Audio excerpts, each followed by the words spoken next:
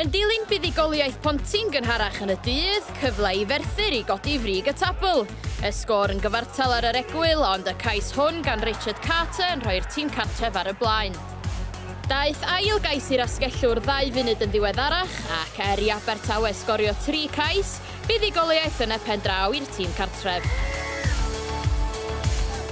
Dechrau 2 Rygbi Gogledd Cymru oedd i cartref yn erbyn Bedwas, 2 gais o fewn 5 munud cynta'r gêm, a hwn i Tian Lwts y canolwr o'i hanner ei hun.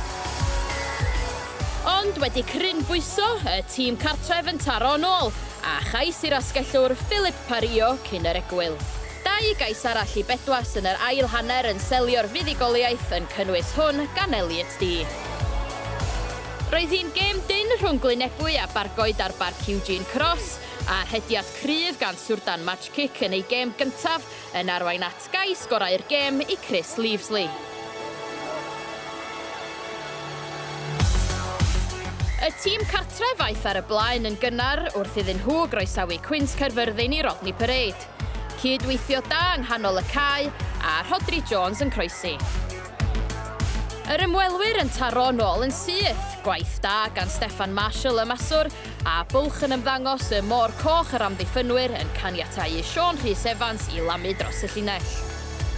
Y frwydr yn parhau hyd yr egwyl a gwaith pasio dawnus olwyr y tîm cartre yn creu y cyfle hwn i John Morris.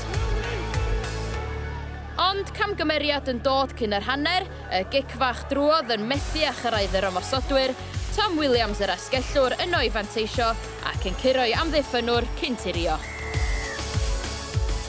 I'r Quins daro nôl yn gyson yn ystod y gêm yn cynnwys y cais hwn i Chris Banfield, 2 gol gosb yn yr ail hanner gan O'Brien yn sicrhau bod cas newydd yn mynd â hi. Pen y bont oedd yn chwilio am fuddigoliaeth i'w codi o'r gwaelodion, ond yr ymwelwyr Llandovery ddechreuodd gryfa, hediad cryf yr asgellwr Jack Parkinson yn ei rhoi ar y blaen.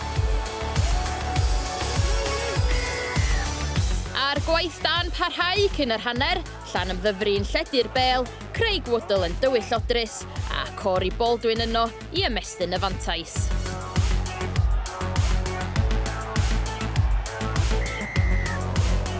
Cais cysur i'r tîm cartref cyn y chwiban olaf yn dod gan Ryan Griffiths yr asgellwr sy'n colli ei gap wrth ganfod y bwlch ac yn sgorio rhwng y pyst. Yn dilyn ei siom yn erbyn RGC yr wythnos diwetha, roedd Caerdydd yn gobeithio am well lwc wrth groesawu Cross Keys. Ac roedd hi'n dechrau addawol i'r tîm cartref, y cais hwn i Ceri Young yn gynnar yn y gêm.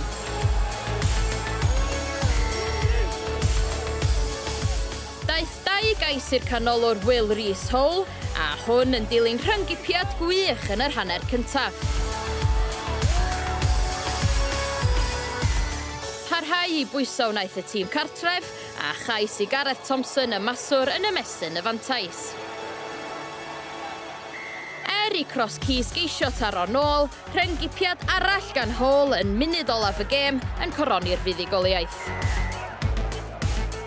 2 hen elyn yng nghanol y tabl oedd yn cyfarfod ar y nôl, a sgiliau campus Billy McBride yn cynhesu'r dorf hanner ffordd drwy'r hanner cyntaf, gyda pwyntiau cynta'r gêm.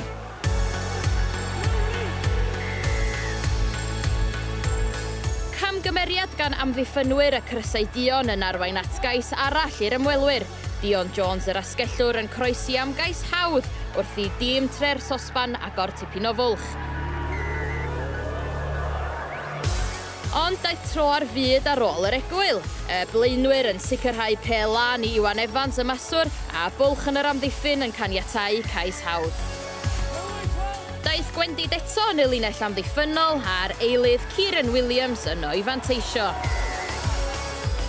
Ac roedd mwy i ddod wrth i Ed Hawley dirio trydydd cais i'w dîm. Ond Llanelli gafodd y gair olaf drwy ddefnyddio tacteg mwy cyfarwydd efallai i un o dimau Castell Nedd y gorffennol. Y blaenwyr yn cydweithio'n effeithiol wrth chwalu'r amddiffyn a chreu llwybr i'r Rhys Fawcett i gipio'r fuddigoliaeth. Felly, newid ymhen uchaf y tabl, Merthyr yn cyfnewid safle efo Aberavon ar y brig a Bedwas a Pontypridd yn camu uwch ben Rygbi Gogledd Cymru.